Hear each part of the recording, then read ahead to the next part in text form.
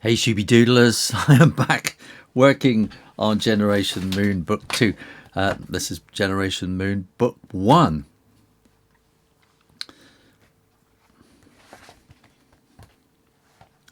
There's been a lot going on in my life this year, and I just published this so that it was available. I had a whole great marketing plan, it just all fell apart. And I decided I would just publish this and sort of carry on and kind of put all my energy into book 2, which I haven't really felt like until now, and now I'm sort of getting back to it. If you want to support this project, please go and buy one of these from, if you want to support this project, please go and buy a copy from Amazon. You'll find links down below.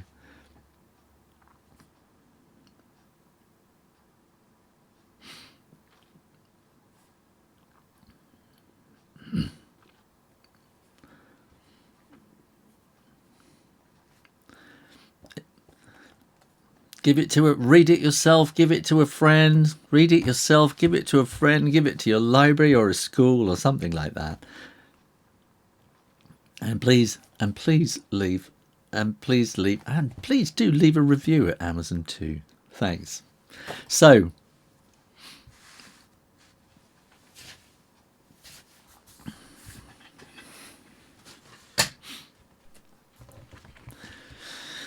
I'm sort of, doing doing plans here for the full trilogy, and I think I'm just going to get on and write the next 2 books. But to be able to do that, I got to kind of plan the whole thing, which is pretty much what I've done there. And I was having real problems, but I just had to sit down and work it out. Got a longer version of it there. And it's all going to end up on the moon, and I really need to think about how that's going to happen. I need to think about all the hardware and the actual logistics of the whole process. And at the moment, you've got the SpaceX. At the moment, you've got the SpaceX Starship, which launched fairly successfully last week. I think, in April they had a go and it was disastrously wrong. They had an RUD, a rapid unexpected disassembly, which they did again this time, but they got beyond the separation phase, which was really, really good. And then they had another RUD.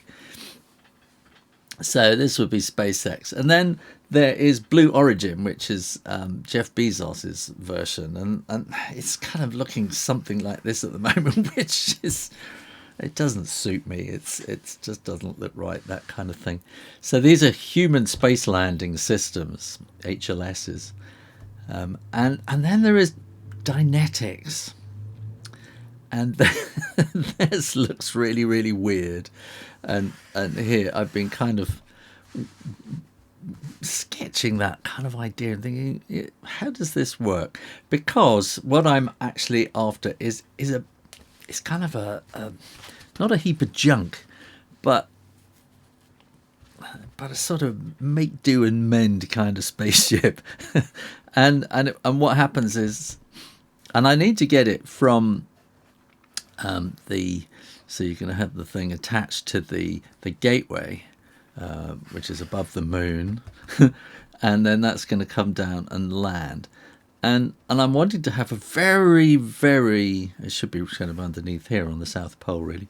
But anyway, I'm wanting to have a very, very limited beginning of a moon base. So they're just getting stuff there at the moment. And, maybe there's a couple of people there permanently, and they're bringing stuff backwards and forwards. So basically what I want with this is it's kind of like a cargo taxi, and it's pretty automatic, and it can go up and down on its own, deliver cargo and possibly humans. And as I've been kind of researching, human landing systems, then that's kind of what the Dynetics. What's that called? That's kind of what the Dynetics human landing system is. so, so I've been kind of working out this little version of my own and seeing if it actually fits into this is a 5 meter fairing which will go on a New Glenn rocket. So that's a bit tricky because a New Glenn rocket is Jeff Bezos, and this would be the opposition wanting to fly on one of his rockets. Mind you, it's all NASA is paying for everything, so that's a whole other thing. NASA is not involved in my story. It is the space agency who kind of have a logo like that, and I don't know.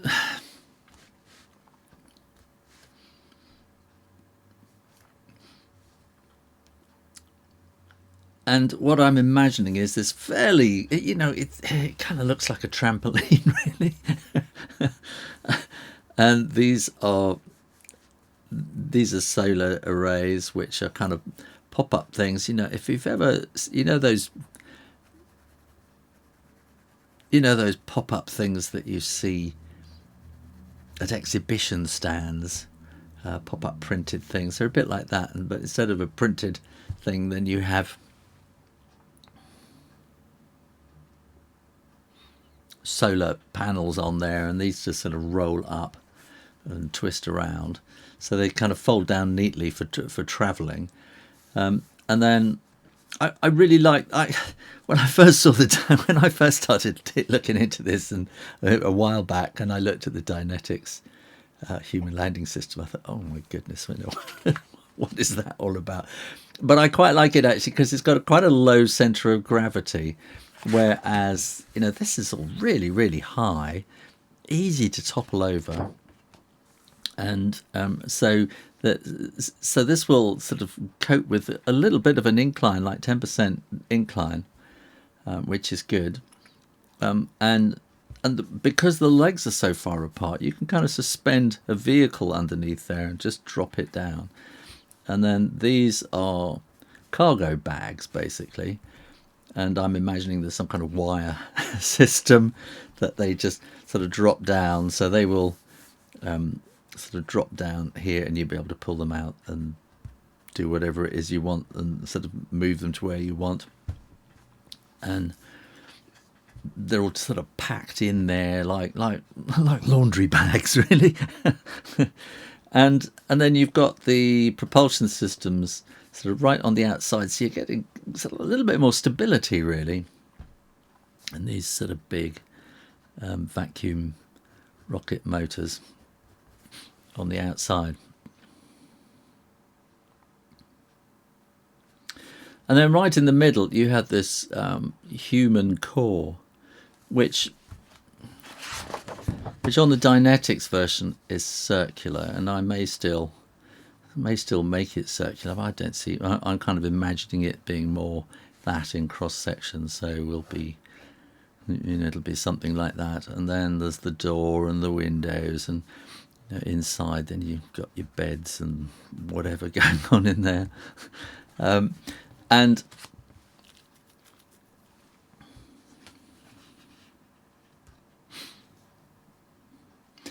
I really want it to look a little bit kind of homemade. because there's a character who's sort of, he's kind of a Elon Musk, Jeff Bezos character, but he's a bit more of a buccaneer in a way, and he's just he's built this thing to cover every eventuality, which Dynetics have as well, actually. And he's just a bit more, let's just do this. Let's just do it. And he's super confident that his equipment's just going to do everything it's run on by AI, and off it goes. so you don't really need to pilot it. It kind of works it out for itself. But, in case there's an emergency, it's good to have a pilot on board.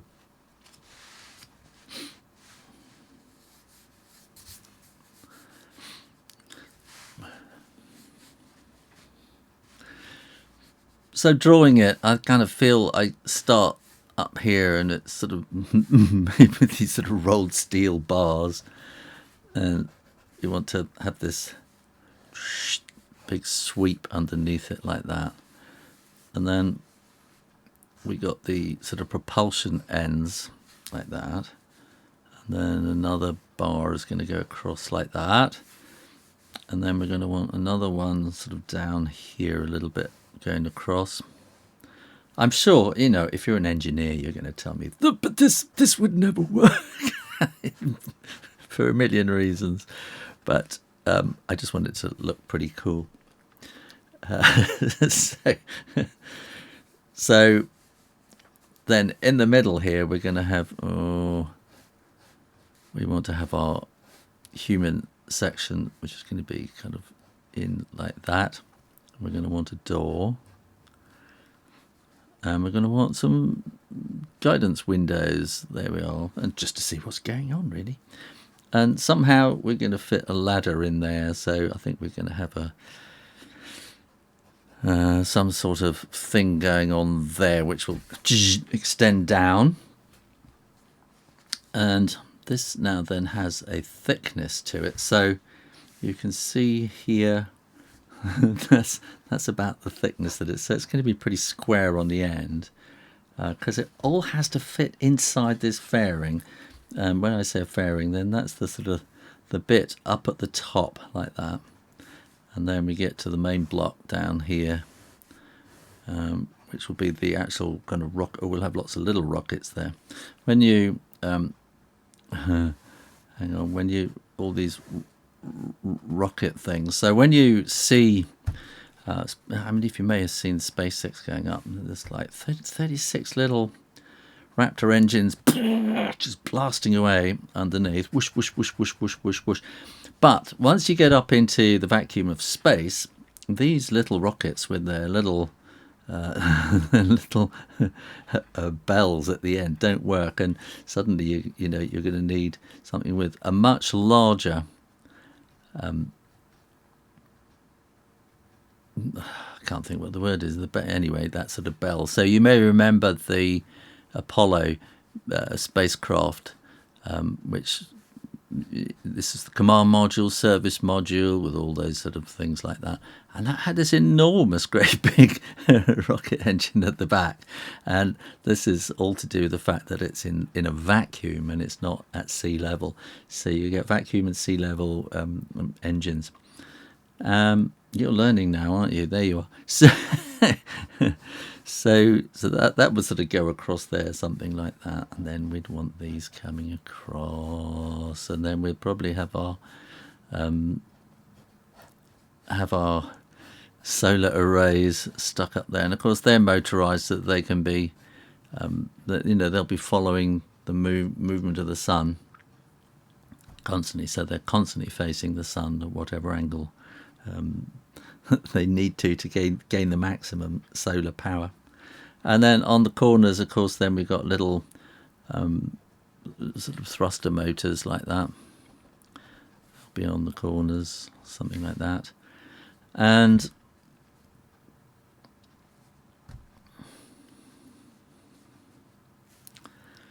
then we want our legs coming out from here. And it's all about sort of slowly building it up and just drawing it again and again to get the feeling for it. So these little end sections here are the motor kind of sections, and so we've got oxygen and methane, I think they're using, and so we're going to have kind of engines sticking down there. Like that, and then we've got to sort of somehow parcel up this area in here. So I think we're going to probably going to need some cross sections like that, I think, and little cross sections in there. You're always going to have cross sections to keep it strong, and then in there we're going to have these kind of bundles of cargo, and then you're also down here going to be able to suspend a little buggy so they can drive around and that kind of thing. And I think that is sort of kind of it. And then I have to start practicing how to draw craters on the moon, that kind of thing. So we can have, sort of in the distance like that. Stars. No, that's the wrong way round, isn't it? They should be white on a black background. Do you see stars on the moon? You do, but if the sun's blaring in your face, you're probably not going to. It's a bit like, daytime on Earth. You look up and you don't see the stars because the sun is so bright.